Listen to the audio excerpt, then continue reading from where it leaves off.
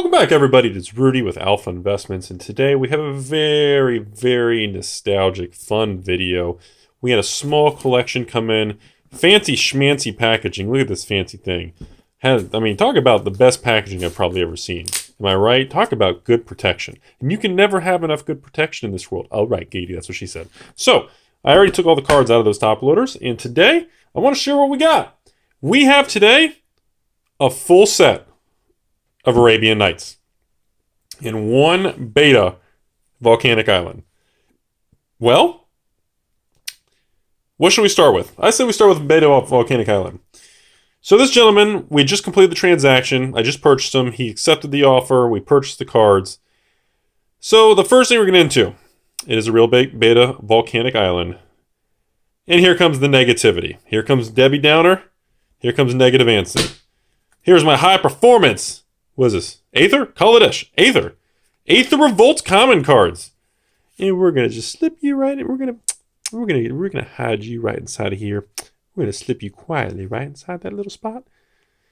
And what do we notice, everybody? What do we notice immediately, huh? Well, why is the one card we put in the middle of magic cards got a nice black outline when the side of a magic card is supposed to be white?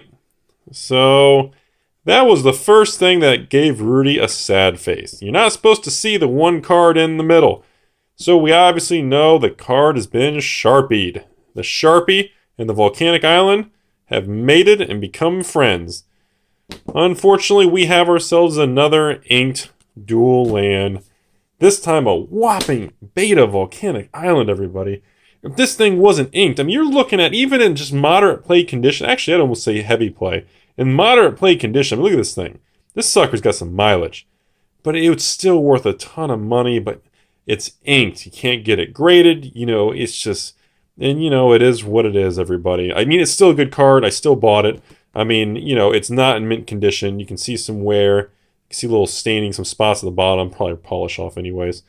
But you can't get rid of the black Sharpie. So, unfortunately, I would have probably paid an extra $500 to $1,000, even in this condition, if it wasn't even Sharpied. But everybody has to remember, this was a very common thing a long time ago. Unfortunately, you can't really tell the difference when you look at like a graded one in a case, because you can't really see the sides. The key is when you see the side of cards or the top, you need to be able to see that white line. You take a crappy card, you need to be able to see how you see that white. You need to see the white. Right there. You need to see that white paper line, and unfortunately you don't see it here. So, that's it. I wanted to share that. Still bought it. Still a real volcanic. Still wanted it. And now for the fun part of the video. It's not very often in life that we get an entire gorgeous set of Arabian Nights, everybody. And I want to enjoy this and go through it and let everybody enjoy the experience with me, because it never gets old. So as Rudy continues his journey to try to get 100 complete sets of Arabian Nights, which is the very first time I've ever said that on camera and surprise everybody, that's what we're doing today, everybody. So we're going to go through, talk about the key cards, what to look for, and why this is by far the most epic Magic expansion of all time. So Abu Jafar, nothing crazy. Good old Aladdin. Aladdin's lamp, nothing crazy, nothing crazy. Low-end cards like this, I don't worry about authenticity or anything. But just awesome, awesome cards. All right. Ali from Cairo. He is definitely on the target of the counterfeit list. So now we're going to start we're going to put this down. Let's talk about Ali from Cairo, everybody. There's two versions pretty much of Ali from Cairo. You got the print dot ink version of that white dot right there and the little dot by the sword. That's probably the most common version. If you don't have that, it does not mean the card is counterfeit, but it just means that most of these do have that. This is a beautiful Ali from Cairo. It's not going to be no gem mint or anything, but it is a beautiful card. Now, again, when you have other cards to compare it by, you can also kind of literally, kind of line them next to each other, and you can even tell. There is no way to even tell a difference of the real ones versus... Well, I should have brought some fake ones. I don't really have any fake ones in this video. So I wanted to share that. Really, really big fan. Super cool card, everybody. To me, it's one of the most iconic. It really is. So next, we're going to go into the Army of Allah. We've got, of course, Rudy's favorite, everybody. We got ourselves a nice little light play Bazaar Baghdad. And a little bit of wear here and there, but again, it is a beautiful, legit Bazaar. And again, I still think even today's price, it's undervalued. If you can get it below 1,000, you'll thank yourself one day in the next 10 years. And the other thing I found was really funny, I thought all these like 10-cent goofy Arabian Night cards were worthless. Apparently, they're all literally going to a couple bucks a piece. I thought that was quite interesting. I was not aware of that. I mean, and of course, City in a Bottle. This card for the longest time was pretty undervalued. I mean, even Homelands has a card like this where, it buries and destroys all cards from a certain expansion.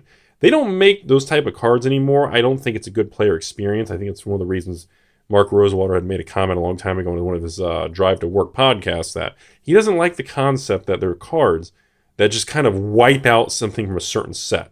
And then it gets complicated when the card's reprinted in multiple sets. It becomes a very tricky thing.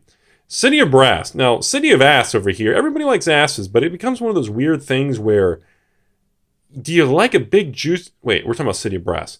So City of Brass, since it was reprinted in Chronicles and it has a white border, the dark border one you wouldn't think would really skyrocket that much. This is not a reserved list card. This isn't anything special. That's the funny part. It's not reserved. There's nothing really exotic about it. There's been a lot of cards, quite frankly. Mana Confluence? Is that one of the, was that it? There's other similar cards that you don't even get the damage unless you draw the mana. There's a lot of different things, but the fact that it's Arabian Nights, it is very nostalgic. This set was missing a few of the alternate versions, the light dark versions. Cyclone, the old Dancing Scimitar, the old Dun Dun. I always think it's kind of a funny thing. Desert, and even it's just funny to see a lot of these even basic cards that are really going up in price, that are really just kind of, it's like, really? I didn't think, I thought a lot of those were really just nothing cards. Now, we'll stop for a minute and talk about Diamond Valley. For the longest time, this was an $80 card.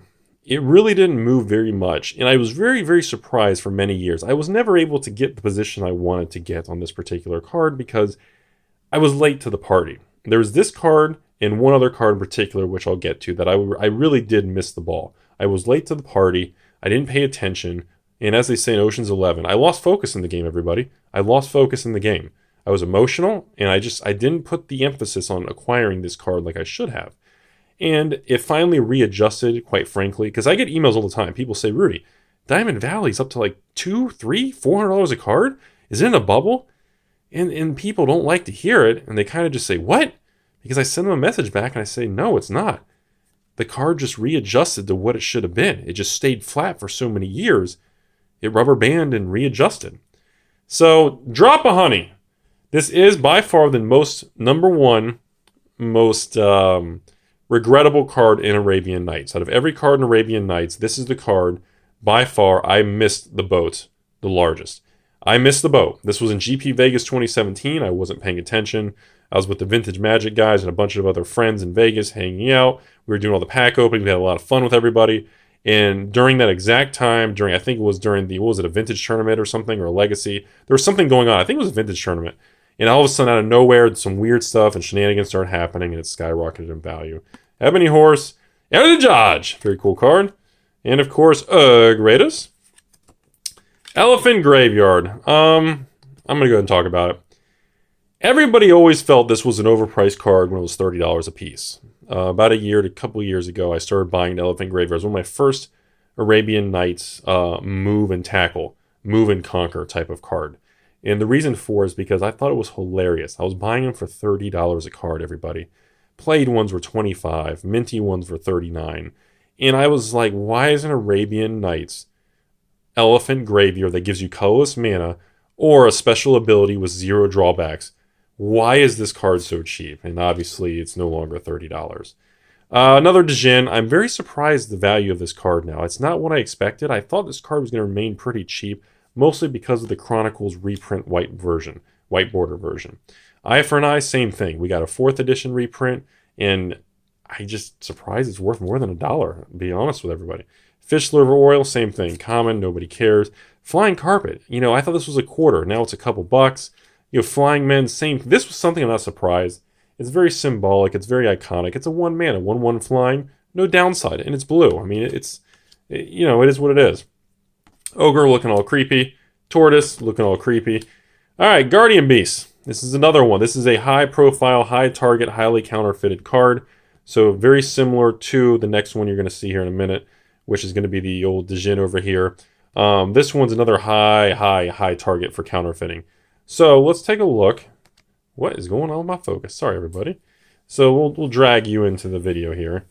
So this was another one that a while back ago, I remember when I started buying Guardian Beast. And I remember when I was thinking, wow, $150 a card. That's really pricey. I missed the boat on that. But then the more I researched it and the depth of the market, the quantity of it, the unique abilities of it, and really what type of card it is, I really stood back and I said, well, wait a second. For $150 a card, this is still undervalued. The market does not quite valuate some of these assets correctly. You know, we've got a very iconic piece of artwork by old Ken Meyer over here. We've got an interesting ability. It's 4 for a 2/4. It is black, you know, with dark rituals and all the old school stuff. And it's just one of those things that make you go, I think she's hot. That's what it makes you do. And again, so anyways, her Jackal, nothing crazy. Now, these Ifrits. There's been a lot of speculation around the Djinns and Ifrits lately, especially these different versions, because most of the Ifrits have a drawback. They're either usually 4 mana for a 3/3 or 4 mana for a 3/4. They require an upkeep, a sacrifice, or deal damage, because Ifrits are very loose cannon type creatures. Very good storyline behind it. Most of these have adjusted. I first started buying the If-Biffs. I remember paying like $20-30. And actually, this was one of my buyer's remorse ones because I didn't think it was really worth that. Island Fish, it is what it is. Reprinted, 4th edition core sets. Island of Walk Walk, the biggest reason this card, I love it, but the reason it stays so cheap is because unlike Elephant Graveyard and many others, it does not contain the tap to add colorless or use the special ability. The fact it does not have the either or is what really holds and hinders that card back. And Jandor's Ring, nothing to say, just another card that's been reprinted. Jandor's Saddlebag, same thing, where we got 4th edition reprints, revised. Jewel Bird, same thing, I think this was a Chronicles reprint. But the black bordered original one on this has been moving up quite a bit. And I don't know what it is, but something about this particular card, I really like the artwork. Maybe it's just me. I don't know. Something about that really just tingles me. I don't know why. The old Jihad card, I mean, a couple friends of mine, this is kind of one of their favorite videos. They really like the concept of it in the artwork and everything, especially with the horse and the little, I forgot the name of that mask they put over. It's got a name. It's not one of my favorites. I think it's kind of blah. It's just kind of boring to me. Another Ifrit, typical drawback, typical thing. But again, 3 mana, 3/3 flying. I remember old school back in the day when I was younger. I remember playing against people. I'd do first turn. I remember an opponent of mine would do first turn Swamp, Dark Ritual, and he would plop this guy on the field in the first turn. Second turn, he'd drop a second Swamp, pay the upkeep, hit me for 3. So he had a 3/3 flying on turn 1, and I remember that thing just beating the crap out of me. So, all right, next, it is Big Daddy, Mr. Djinn. There's been some comments on this of, Rudy, why do you think this has been moving up in value? It's a 4 mana for a 5/5 with a drawback. Remember, this is not the 90s anymore. Drawbacks that deal damage to you are no longer considered really a major drawback. Paying your life total is not really leveraging your life total for assets or investing or playing a game of Magic. Leveraging that life total is no longer considered a bad thing. Leveraging life totals has actually become a very interesting way of playing in modern day Magic. Years ago, when you paid and used your life total, that was a really big no-no. So again, the old Djinn, this is another one of those cards that everyone kind of said, you know, at 5, I remember for the longest time, this card stayed at $400 a card. And I remember a lot of people saying, you know, well, do you think it's ever really going to go up, Rudy? And I remember saying to people, I said, you know, I don't know. I remember thinking $400 or $500 a card for Djinn was pretty, I don't know. Should I use the word, whoa, we just got a little brighter. Sorry about that. I remember saying to a lot of people, maybe that is the top. I don't really see a lot of upside. There's nothing special about it. The problem was I was wrong. Djinn is by far a $1,000 to $2,000 card. PSA 10, BGS 9.5, this is be a $2,000 to $3,000 card. Raw mint, at least $1,000. Played should be $1,000. My personal opinion. Another one I'm a big fan of me, the old Cabal Ghoul. I loved this card. I think this is like a U3, technically like more of a common, uncommon. This isn't really a rare, but I loved it. I remember as a kid, turn 1, boom, Swamp, Dark Ritual, boom, first turn Cabal. I loved it. And then, you know, and the thing that I liked about it is because you get to add a 1/1 counter for each other creature that died during the turn. Cabal Ghoul did not have to kill the other creature. All you had to do is have something else that died. And that was a very unique thing that a lot of people didn't realize. I remember the first time I saw it, I was like, this is terrible. It's a 1/1. It'll just die. And then I realized, wait a minute. Even if it doesn't injure it, it doesn't have to deal the damage to get stronger. King Solomon. Not much to say. Taps, kills, defeats, Djinns. Doesn't really matter. Curd Ape. I remember these things for like 10 cents for all day long, and they're fine. They're, again. All right, libraries. People always ask me about libraries. Rudy, is it overvalued? What is the outlook? What is your financial analytical outlook for this kind of card? Well, I don't think it should be as much as Bazaar Baghdad. I think it should be slightly below the price of Bazaar Baghdad. My reasoning before that is because of the fact that Bazaar is a very unique card. A library, I feel, is a more powerful card, but it's already been more iconic since day one. Bazaar from day one was not as iconic. It wasn't treated the same along the timeline of its life expectancy. So you have to kind of factor that in. Magnetic Mountain, nothing really crazy there. Merchant Ship, really funny one. Another one of those weird cards that nobody really talks about, but it's been creeping up in value. It's a garbage card, but it's got beautiful artwork. It's a beautiful, beautiful ship on the card. Metamorphosis, nothing crazy. What, reprint Chronicles, 4th edition. Majay Djinn, another Djinn. Crazy coin flip ability. By the way, there is a lot of people on the online highly professional doctor PhD message boards known as the Reddit and approved Wizards of the Coast area where everybody wears really fancy suits at the top of buildings. And the whispers is, remember, anything that has coin flipping in it is pseudo reserve list. That's all I have to say. Even if it's not reserve list, if it has coin flip, it might as well be reserve list. Mountain. Again, Arabian Nights Mountain. It's the only basic land in the set. It's iconic. I remember buying them for 40, 50 a card. I don't know what they are now. Probably around 60. Probably about the same. Nafsafs, nothing crazy. Oasis, another similar thing. If this actually had tap to add a colorless and the extra ability, I think it would be a lot more powerful. The fact that it doesn't, it's only just to prevent. It has no generic mana ability draw. I think that really hinders it. Old Man Rudy. Nothing to say. You know I love the card. Amulet. $40 overpriced. Not really a big fan. I know the popper thing. It's just kind of hilarious. Boring. Pyramids, again, for the longest time, this is a $20 card.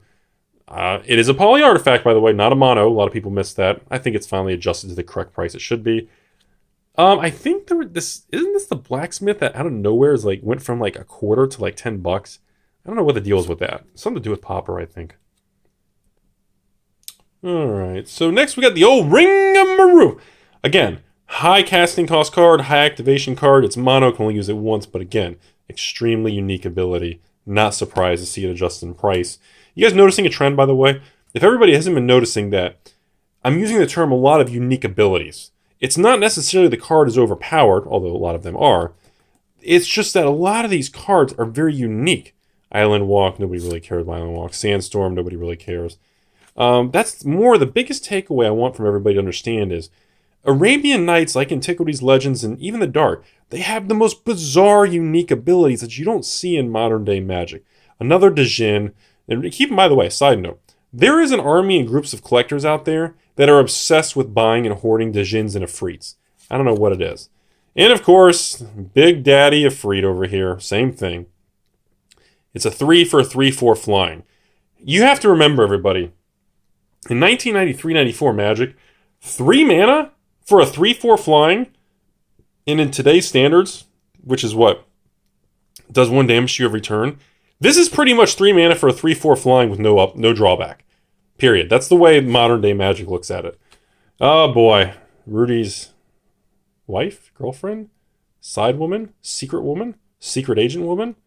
Nothing to say. Everybody knows I love the card. Sinbad, you are what you are, bro. Singing Tree. One of the set's most arguable cards. One of Rudy's favorite.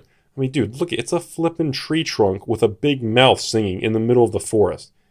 And it's got little skulls around the tree, like people have died from the singing. I started buying this card when it was $20, and I remember people making fun of me. Looking at you, Dan Cheng, I remember people making fun of me saying, why are you buying Singing Tree? Because it's awesome. I know it's 4 mana. It's so over. I mean, if it was like 1 drop or 2, I mean, it's 4 mana, I know, for an 0/3. But I just personal opinion. Sorcerer's Queen, same thing. It's going up in value recently just because it's Blackboard Arabian Nights. Again, reprint, what was this one? Revised, 4th edition. It's got a bunch of reprints. Stone Throwing Devils, 1 mana, 1/1 first strike, no drawback is what it is. Unstable Mutation, reprinted a bunch of white bordered sets, and nobody cares. The wolf, I feel like if this was a 1-drop, it would be really sought after, but whatever, it is what it is. Same thing. 4 mana for the 2/2 trample banning is just garbage. Last but not least, I don't know if it's reserved list. I would assume it would be, but again, it has the coin flipping ability, so even if it's not reserved list, it is pseudo reserved list. And it has the old school watercolor type of painting. So that is really all I have to do. I really wanted to go over this whole like Arabian Nights set that we got in, and I was very excited to see a full set. It's very, very rare that a full set of Arabian Nights comes in the door. I mean, not comes in the door, it gets mailed to me, and that somebody actually wants to sell. And it's just mostly because the people who have these just don't want to sell them. So I get very excited when I get something like this come along, because I like to share it with everybody, go through it. And again, that's the whole set. It's not even 100 cards. But it's just, I can't explain to you guys the feel of it, how much I enjoy it, and everything about it. And I hope it comes through in the videos, because like I said, I can't emphasize it enough unless you really dive into the history, the lore, the story, these cards. 1001 Arabian Nights, was based on that, it was based on that storyline. You just don't see that today, everybody. And you just don't see abilities that are dangerous. They're unique. They're intense. And that's what makes it worth it. I hope you guys enjoyed the video, because this was a pleasure, was all mine. You guys had a fantastic day. Remember, you get one shot in this world. Make sure you're doing something you all like. Because remember, there's no takebacks. There's no redos. This is it. Hope you guys are doing something you're enjoying your life. No regrets. No regrets.